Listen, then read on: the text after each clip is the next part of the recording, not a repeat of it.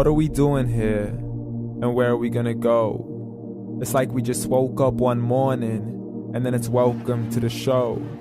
Don't ask any questions, just go with the flow. Make as much money as you can and try your best not to get broke. Copy everything you see on the TV, from the hairstyles to the clothes, and don't think too often, just do exactly as you're told. And if you ever get confused, then just turn towards the alcohol. You'll still hear your thoughts, then just turn up the radio as you learn to live a lifestyle of drugs, sex, and rock and roll. But in all honesty, I just need to know, is there more to the cycle than growing and getting old? Living and dying just to leave behind a happy home and a whole lot of property that somebody else is going to own.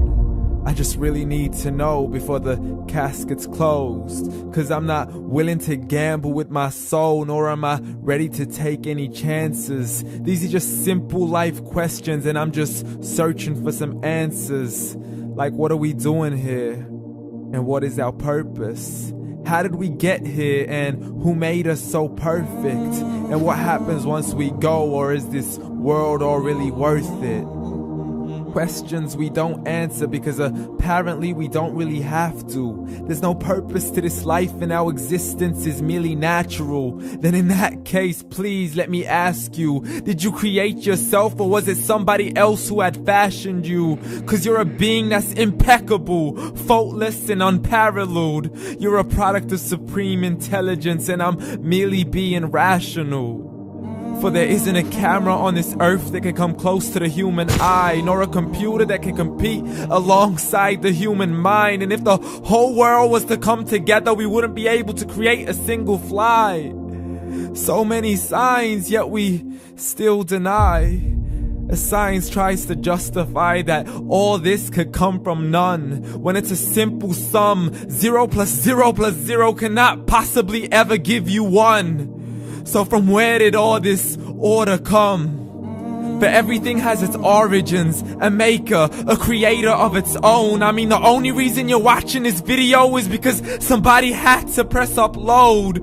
So we can believe in the Big Bang, but I'd rather believe in He who caused it to explode. Allah, the creator of everything along with every single soul. The ever-living, the master, the only one who is in control. Unlike his creation, beyond our imagination. And no, he's not a man, nor does he have any partners in association. He's on his own. And no, he did not ever leave us alone.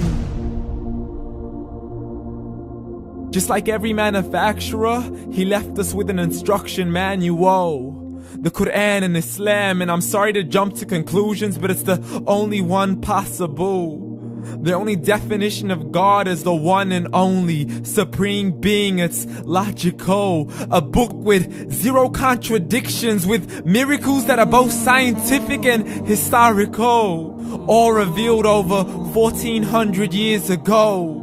Like the detailed description of the human embryo. The descriptions of the human embryo in the Quran cannot be based on scientific knowledge in the 7th century. To the mountains as pegs holding firm the earth below, and the 2 seas that don't mix in a complete separate flow. To the planets in orbit, alternating night and day as they stay in flow. The expansion of the universe and the creation of everything from H2O.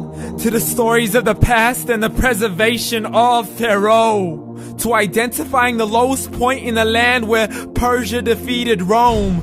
The gushing fluid that created man in the glands between the ribs and the backbone. And not a word has changed, it's still the same. So please explain how all this was known over 1400 years ago.